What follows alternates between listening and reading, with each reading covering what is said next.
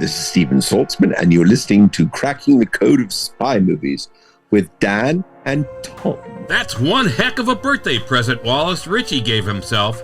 Is Laurie good or evil? Can you get away with a car chase with the police as Wallace does? A Russian dancer, really? And what does this movie have to do with A Christmas Carol, Moonraker, and Octopussy?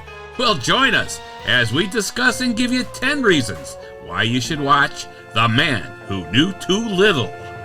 Hi, this is Dan. And Tom. From SpyMovieNavigator.com and our show, Cracking the Code of Spy Movies.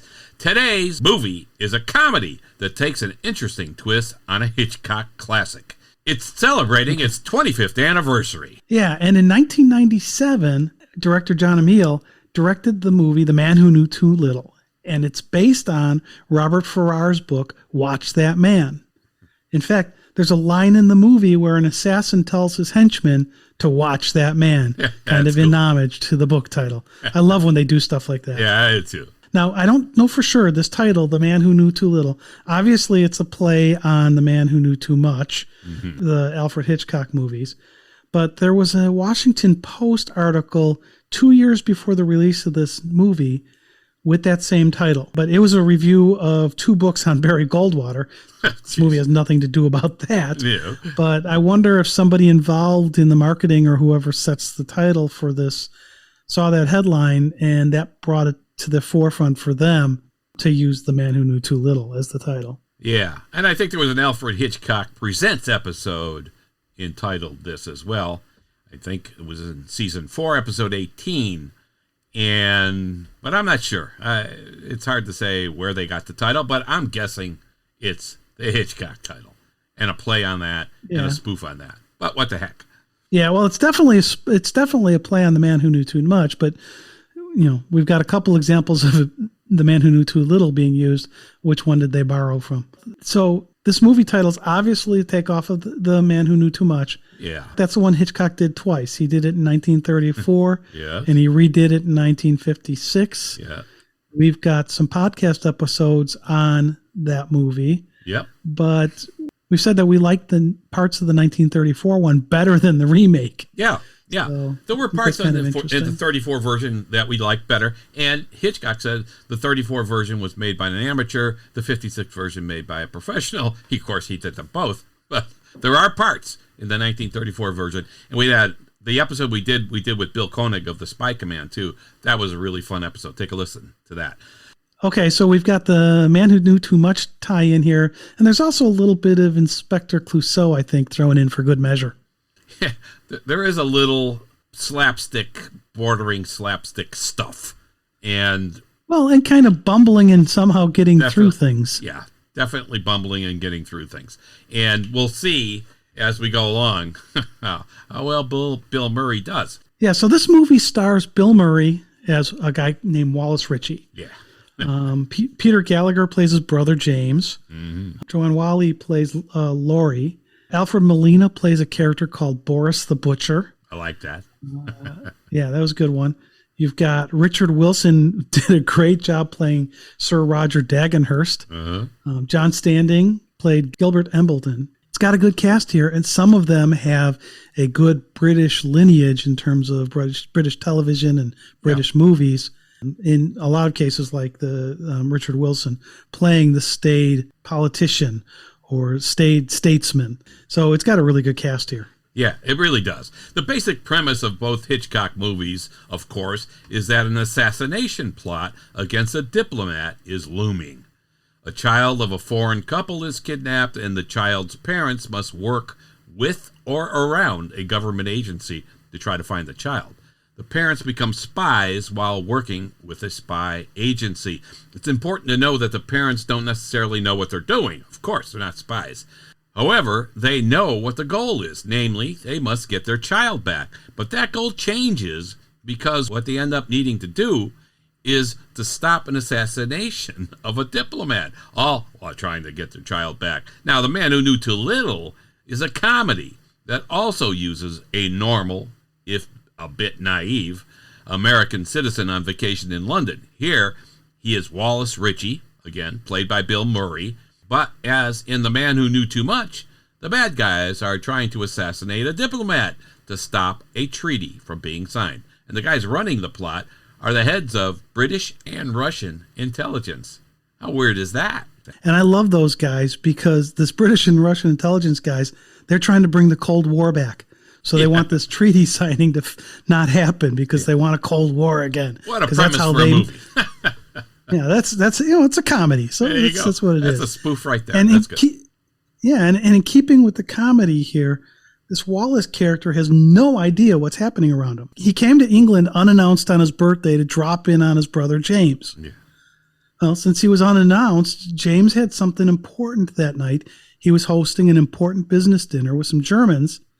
So he sends Wallace to an immersive theater experience. Yeah, keep him busy for the night because he didn't want him there. Yeah, keep him busy. Yeah, he did not want Wallace at this dinner. He wouldn't fit in. So Wallace thinks he's going to an immersive theater experience. He had been an actor, but when he got on stage, he couldn't remember his lines. In immersive theater, you don't need to know any lines. You're the audience member, and you're going to interact with who's on stage. Mm-hmm. Now, the most important suspension of disbelief we, as the viewer, need is that Wallace has to believe 100% that he's doing this immersive theater thing. Yes. And he does. He has no idea of what's really happening. He thinks he's part of a play. Yeah. And this happens all the way to the end of the movie. Even after the big climax happens, it's a great premise. It still keeps going. So he mistakenly ends up in a bad situation, but he buys into this premise because he thinks he's in a play. Yeah. And the other thing that has to happen 100% is that the bad guys have to think that Wallace is some sort of super spy because he doesn't know what he's doing. He's breaking all the rules. Yeah. But things happen to fall in place for him. Exactly. Yeah. And so both of these ideas have to be believed by each side. Yes. Wallace has to believe 100% he's in this immersive theater, and the bad guys have to 100% think Wallace is some kind of a super spy. Yes. If those two things don't happen, this doesn't work. Yeah, there's your foundation for the movie. So this kind of reminds me of the opening lines of Charles Dickens's A Christmas Carol. Where he says, Marley was dead to begin with. Yes. There is no doubt whatever about that. And then a few sentences later, Dickens writes, you will therefore permit me to repeat emphatically that Marley was as dead as a doornail. Old Marley was as dead as a doornail. This must be distinctly understood, or nothing wonderful can come of the story I'm going to relate. I always liked that phrase, dead as a doornail. I read all the Charles Dickens stuff because I actually have his autograph. And I didn't get it in person, though. Really, Dan? Yeah, really.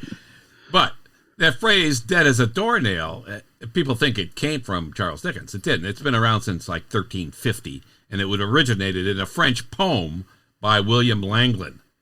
I looked it up once after reading A Christmas Carol, wondering where it might have come from and what it means. So I like Charles Dickens's take on it when he refers to it coming from a coffin nail, which he says was, quote, the deadest piece of ironmongery in the trade.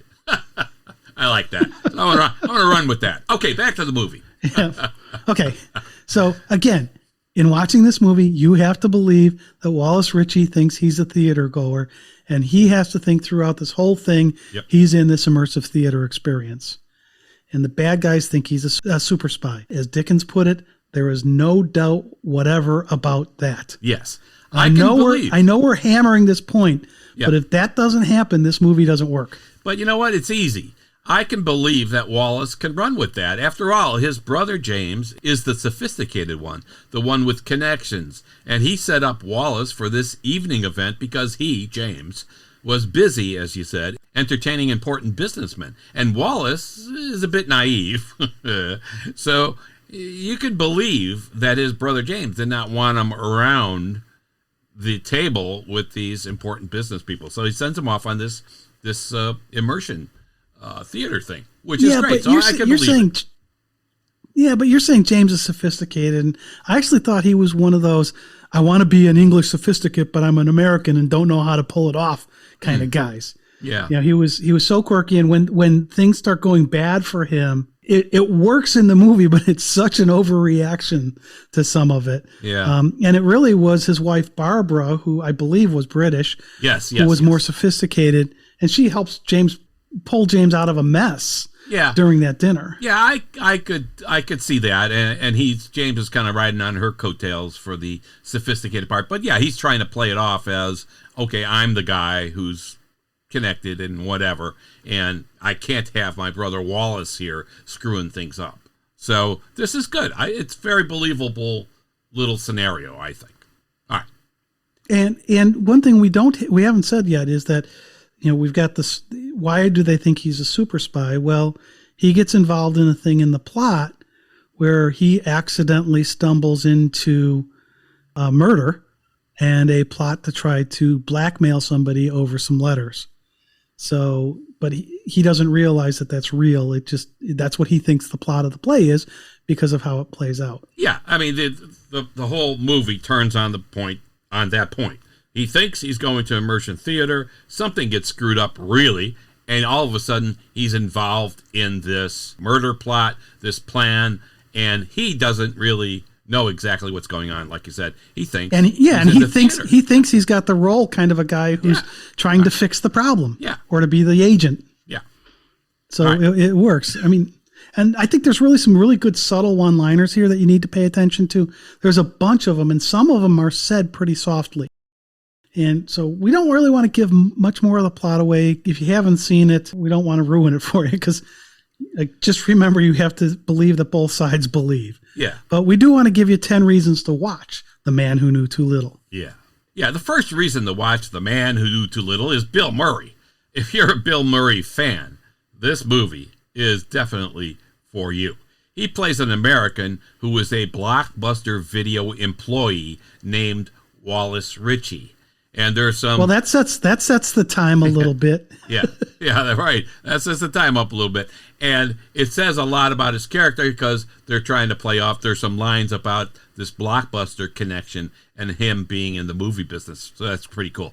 And his character grabs you at the very opening of the movie with how he talks with the passport control agent, who, by the way, who was played by Richard Cubison, who also played the Trade Center Toastmaster in the James Bond movie, The Living Daylights. It's a funny scene, and there's some great dialogue that happens even when the camera isn't on the agent or Wallace. It's just terrific. I think it's a really funny scene, and it helps set us up for Wallace's character and personality, making him believe he's naive, makes it more believable for us. Absolutely. But he's not just naive. There's a little bit of, I'm an American. I think I'm better than you. And I've got to see all this stuff that I hear about England, you know. And so some of his lines there are really funny in that scene. So this Wallace character is a very different character from Carl Spackler, who Bill Murray played in Caddyshack, one of my favorite all-time movies. That's a great one. Now, don't get me wrong. We love Carl. That going for him. You got that, which is nice. Which is nice. But this is a very different character. I mean, if you think about Bill Murray and his talents, he plays Wallace here. He plays Carl Spackler in Caddyshack, Bob Harris in Lost in Translation, Frank Cross in Scrooged, and maybe Bob Wiley in What About Bob. You're going to see 5 very different character types that Murray can play. Yeah. And most of those are comedy roles, but not all of them. Yeah. And so he was in Monuments Man too, and that was a more serious role, really. Yeah. Here, this was before he started trying to do more of the serious stuff, I think. And he plays this Wallace character really well. And part of it is his deadpan humor works well for this plot where he's in a situation where he thinks he's involved in X, but Y is really happening. Yeah. And Bill Murray can control his facial expressions and facial suggestions, meaning that he tells so much with his face, like few others really can. I mean, terrific actors do that. Like Timothy Dalton in the Bond movies was the best, I think, at that, with his facial expressions, saying so much with his face. And Bill Murray has that skill as well. He's terrific. And he does a lot of his own stunts in this movie. He doesn't have to do any kind of Ethan Hunt type stuff. He's not doing that. But he does much of what we see on the screen, which is kind of cool. All right. Yeah, everybody gives kudos to Tom Cruise for doing this. Back here, Bill Murray's doing it again. Yeah. Not quite the same level of actions or stunts. No. All right, let's get to the second reason. This is because of some callbacks to earlier, potentially non-spy movies. And we're sure we missed a few, but some of them that stood out for us were when Wallace is talking to that passport control agent at the very beginning. Terrific. He says, "It's not a very good picture. I have a better picture." He pulls out his wallet, and it's a picture of Carl Spackler from Caddyshack. Bill Murray still, so I thought that was pretty clever. Brilliant. I love it. And then when I'm watching this thing, and at the end there's this waiter that gets called Venkman, and I almost fell out of my chair because that's a great callback to Ghostbusters, because Murray's character in Ghostbusters was Dr. Peter Venkman. So I love those type of callbacks to his work. Yeah. And then there's some other things. I mean, there's a very obvious callback to the movie The Shining. Mm-hmm. I'm not going to give that away, but when you see it, you will know it. Yeah. Same thing with Dirty Harry. Yeah. There's a callback there that is very, very obvious. And then we get the use of the Mini Cooper for the car chase. Yeah. Now, if you remember, the Mini was used in the Italian Job in 1969, and then also in the remake. And we also see it in The Bourne Identity in 2002. And we're seeing it here in 1997. Yeah, the use of such a nondescript average car in a chase like this it's special, really. It's like using the Citroën 2CV in For Your Eyes Only. It just makes the scene more interesting. And by the way, Citroën, I think in French means lemon. So there you go. Buy that car. Okay, so that gets us to the third reason to watch The Man Who Knew Too Little, and it's the supporting cast. And we've mentioned these names, but we want to talk a little bit about them. These actors play their parts very well, and they don't have as much to do in this movie because this movie is definitely about Bill Murray's character, it's Wallace pivoting Ritchie. all around Bill Murray. Yes, but what happens in it, they do well. And we'll start with Peter Gallagher. I said he plays Wallace's brother, James, and he had to play this part big, right? Especially when the stuff starts hitting the fan. He goes it's not over the top because it had to be played big, and he does that. Yeah. And so Peter Gallagher's acting there I thought was really spot on. It's not a large role, but he definitely stands out. Yeah. No, I agree. I thought he was fantastic in this role and a perfect casting job, really. I don't, you can't look at that character and say, he could have done this better or that better. He was perfect. Great. Yep. Then we got Joanne Whalley, who plays Laurie. Now, this is an important role in the movie, but I don't think she has a lot of depth written into her character. She starts out and she seems to be on the bad side, but she seems to be won over by Wallace towards the end. Now, Whalley plays Laurie very well and brings out a charm in her that works well with the naive Wallace. Yeah. We just don't get to see her do too much. Yeah, there is a constant interplay of his naiveness and her being flabbergasted that he's still thinking this is immersive theater.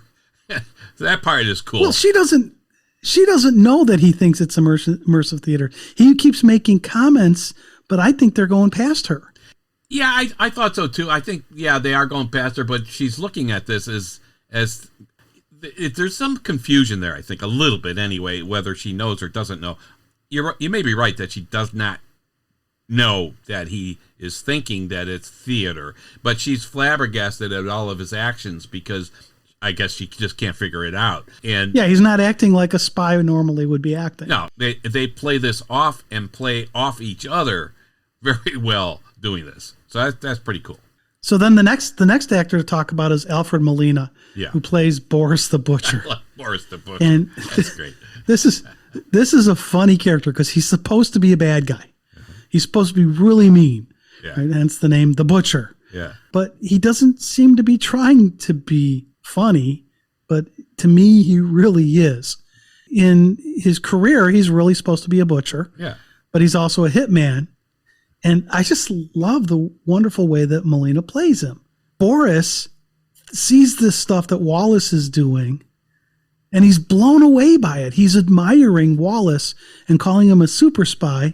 Even though he's trying to kill Wallace, he's just blown away by how Wallace is reacting to things because it's not the way a spy would normally do it. Yeah.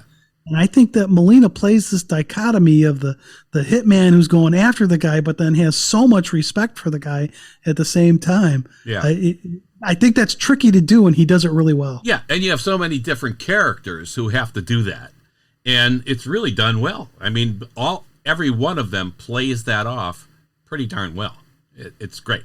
Yeah, so then finally, the last actor I want to talk about is Eddie Marsan. He plays a mugger, and this is one of his first movie roles. And he plays a lot of roles where he's kind of a thuggy kind of a guy. Mm-hmm. He played Brownway in Mission Impossible 3. If any of you saw the movie The Disappearance of Alice Creed with Gemma Arterton, he plays one of the bad guys in that as well. He plays those kind of roles really well. And this is his like first or second movie role. He had done some TV stuff, but so it's good to see him on the big screen here at the beginning of his career. Yeah. All right, let's get to the fourth reason.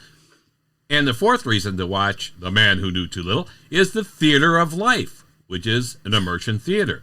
This is a key plot point to the movie, as we said. Without it, the movie doesn't work. In immersion theater, the theater goer becomes part of the play. And I love the way they do this but immersive theater has been around for a while. But this movie came out in 1997, and the theater of life gives us this immersive theater experience that many people who have gone to the theater really aren't familiar with. So Wallace Ritchie's brother sends Wallace to this thing to keep him busy, as we said. Yeah. And probably the best known immersive theater is something called Punch Drunk in London. Mm-hmm. But they didn't start until around 2000. So for those of you in the Chicago area, you may have heard of Southern Gothic, or a New Yorker may know Sleep No More. Mm-hmm. And those are theater experiences where you become part of the environment. It's not set up on a stage that you're watching. Like in Southern Gothic, you walk through a house and different scenes are happening as you walk through into the different rooms, and the characters interact with you. Well, here, these characters are interacting, at least in Bill Murray's mind, or Wallace Ritchie's mind, interacting with him. Yeah. So this is very different than what we see in Southern Gothic, but the concept of the theater going being part of the play becomes important. In fact, there's a line in the movie where there's a bunch of stuff happening, and Wallace Ritchie says to Laurie, You guys can't be making a dime on this. Yeah. He's the only participant, right? Everybody else is supposed to be actors, and it's a very elaborate. There's some great lines. Elaborate set. Yeah. And now Disney has this immersion theater too with their Star Wars deal that they have. Oh, that's true. Yeah, yeah, that's true. Right. I've been for a lot of money. So, yeah, exactly. I've been to it. It does cost a lot of money. Costs a lot of money. Yeah. Now, here in The Man Who Knew Too Little, the play starts with somebody getting a phone call in a phone booth. Wallace Ritchie is told, I remember you're supposed to go to this phone booth. You're going to get a call. You remember phone booth, Stan? Yeah, I remember phone booths. And then there's supposed to be some action taken based on the phone call, and that's the start. And so that's where all of the bumbling starts, because he takes the wrong phone call. Yeah. I love the whole setup of the immersion theater diversion thing. It's terrific. It is the basis of the entire story, but you can accept it working because primarily of the way Bill Murray plays this character Wallace. He's just that good. So it's a very believable scenario. All right. The fifth reason to watch The Man Who Knew Too Little. Well, actually, let me jump in on that. When you say because he's so good, part of the thing is to the script he's given, because he drops little hints where he's telling the bad people that he thinks he's in a play. Yeah. And they don't catch it, in part because either the way he says it, or he may be saying something that ends up being spy code for something. So they think he's saying something else. Yeah. I think it's the second one. I think it's that they're thinking, wait a minute, this guy's that good that he's trying to fool us with this stuff. That's good. All right. The fifth reason to watch The Man Who Knew Too Little is the title sequence. Not pre-title. This is the title sequence. It jumps right into the titles, which plays a scene involving some matryoshka dolls. We've all seen those. Those are the ones that fit inside each other, the Russian dolls. There are some fun graphics added to the sequence, which show a guy implanting a bomb in one of the dolls. The nice thing is that some things in this sequence set up the ending of the movie. It tells an important part of the story, and I think it works really well. Great stuff. Yeah, I'd agree with you, and I like the fact that they don't dwell on the dolls during most of the movie because it's the setup for the ending. Yeah. So I think that's kind of nice. Yeah, it is. Yeah. All right. All right, so let's talk about the sixth reason to watch The Man Who Knew Too Little, and it's the gadgets. Well, okay, I should say gadget, because there's really only one gadget. But it's a good one, and it looks like it came straight out of Cube Branch's labs. Okay. And it's a gold cigarette case. I don't want to give it away right now, but it has some spy functionality to it. Yeah. Yes. So this case does more than just hold cigarettes. Yes. And I thought the look of it was somewhat reminiscent of the safe cracker gadget that James Bond uses in Moonraker. Okay. It has a different function here, but it felt familiar, and thus I thought worked really well. It really looked like it came out of something from Q Labs. Yeah. And it's also important to know that it was the spy who had the gadget. Yeah. And Wallace just happened to find it. Yeah. His interaction with it is terrific. Yeah. But Wallace just kind of stumbles upon this thing, and it becomes a gadget that he ends up using later inadvertently. Yeah. Good stuff. All right. The seventh reason to watch really The Man Who Knew Too Little is the game Kerplunk. Yeah. Two of the Russian bad guys are playing a game like Kerplunk, but with a version made specifically for the movie. It said that in the director's cut. So it's a funny scene with Wallace having sinus problems. Now, Wallace is kind of tied up in a chair, and he's having some kind of sinus problems. Kind of tied up. He's tied up in a chair. Yeah, he's tied up in a chair. But Bill Murray having sinus, you can just see, his face here is tremendous. So they're playing this game Kerplunk, and each of them is so intent on trying to win this game, and Bill Murray's sitting there tied up, and he's having this issue with his nose. I thought this was really a funny scene. And again, maybe a callback to Home Alone, too. Kind of that. Well, when those guys fall over with the marbles. Yeah, funny stuff. So, and I think it's really funny because this sinus problem thing that he has, obviously Old Spice was not paying for this product endorsement because he makes numerous comments throughout the movie about people wearing Old Spice when his sinuses act up. He's blaming Old Spice whenever his sinuses act up. Yeah. So that's not likely a product placement. Yeah, I love the nose thing, though. He's just, only Bill Murray could pull that off with this nose problem he's having, and he might sneeze, he might disrupt the game. It's all so well done here, and really just tremendous. Yeah, now in the director's commentary on it, he made the comment that there's a shot where they're putting some inhaler in Bill Murray's nose, and the director made the comment that when Bill Murray saw that scene, he was not too happy about how unflattering that shot was, because you're pretty much looking up his nose. It was unflattering. That's for sure. But I think that worked. I think that worked from the comedy perspective. As a viewer, it was perfect, actually. For Bill Murray, absolutely. Didn't like it. But all right. Okay, so now we're on to the eighth reason to watch The Man Who Knew Too Little. Yeah, if you don't have enough yet, here we go. We got more. The car chase and Wallace's interaction with the police. Now, to me, this might have been the movie's funniest scene, because Wallace gets into a relatively benign car chase, again, driving the Mini, and he ends up talking with the police. And in that conversation, there are a ton of great lines that give you a bit of how Wallace is trying to act as a spy. He's behaving like he's a spy because he thinks that's his part. May I step out of character for just 1 minute? I wish you would. And so he's making references to Aston Martins. It's not much of a car they've given you, though, is it? Oh, it's a piece of crap. I got an Aston Martin. Had trouble with the surface to air missiles, so it's in the shop. Being licensed to kill. The women. There's the women, though. Well, They're nice after the torture. A communicator device. I mean, all of this is just him trying to say, hey, I'm trying to play James Bond or whatever. And to me, it's a really clever scene. I love how they shot the chase with it. They do some pretty funny stuff with some traffic cones in this thing. Oh, yeah, yeah. So for me, this takes first place over what I think is the second funniest scene when Wallace and Laurie have to interact with a dead hitman. Yeah. So we like that scene too, but we think the interaction with the Bobbies wins, in our opinion, as the funniest scene. Yeah, both scenes are outstanding as spy stuff permeates both of them. But Bill Murray doing what he does best, transforming a situation that could be serious into a fantastic morphing to something that we cannot help but to be amused with. Terrific stuff. And he is the reason. Yep, yeah, absolutely. Some of those lines that he delivers, he just delivers so well. Yeah. All right, so let's get to the ninth reason to watch The Man Who Knew Too Little, and this is the Russian dance scene near the end. Now, yes, it's a bit kitschy. Yeah. But I think it was an interesting twist from The Man Who Knew Too Much, because in the Hitchcock movies, the diplomat is going to be killed at the symphony or the orchestra or with a cymbal crash.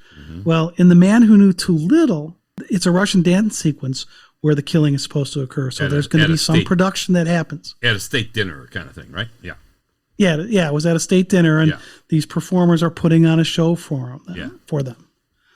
Now, Wallace has an important part in the dance sequence, of course, all improvised, from Wallace's perspective. And John Emile said that he wasn't going for an Inspector Clouseau approach to this scene, but more he was trying to capture the spirit of the early Danny Kaye movies. The funny thing here is that is underlying this entire movie is the callback that in the beginning when James said that he was setting up Wallace for this immersion theater, Wallace did not want to appear on stage because, like you said, he had issues with the lines and stuff before. Yeah, he couldn't remember his lines, but he doesn't have lines here. So here he has a major role in the performance of the Russian dancers, and the dressing room scenes are fun. Yeah, absolutely. Yeah, I love, to me, there's part of this feels like a callback to Octopussy. Okay, because we said that at the beginning, there's a bomb planted in a set of Russian dolls. And the timer for the bomb is shown. And to me, it's not a Goldfinger kind of a feel. It feels to me more like the end of Octopussy. Okay. Yeah, now, maybe it's because we've got characters in costumes here because the bomb's hidden and people are enjoying a circus. Yeah. And here it's people are enjoying this Russian dance sequence. But they show the counter starting to count down, which adds to the excitement like it did in Octopussy. Yeah. And finally, our 10th reason to watch The Man Who Knew Too Little is the closing scene that plays during the closing credits. This scene just ties up how utterly clueless Wallace and the government agencies are. The main story is over, yet Wallace thinks he's still acting. And the government agency, they don't say which one at the end, still thinks he's a super spy. So I think the whole movie is an attempt to undermine the intelligence agencies by spoofing their very name, intelligence, as all sides were clueless to figure him out. That's pretty cool. Yeah, absolutely. And to me, this closing scene you're talking about, they're no longer in London. It's a totally different environment. Yet somehow Wallace never found out what really happened, and he still thinks he's acting. Yeah. I mean, it's just so ludicrous. I loved it. Yeah, and only Bill Murray could pull that off. Terrific. All right, so as we said at the beginning of this episode, in watching this movie, you have to believe that Wallace Ritchie thinks he's a theater goer in an immersive theater experience, and that the bad guys think he's a super spy. As Dickens put it, there is no doubt whatever about that. Absolutely. All right. And that's a wrap. These are the 10 reasons why we think you should watch the movie The Man Who Knew Too Little. This has been Dan. And Tom. From SpyMovieNavigator.com and our show, Cracking the Code of Spy Movies. Please help us out and subscribe to our show through your favorite podcast app. Thanks for listening. We appreciate it.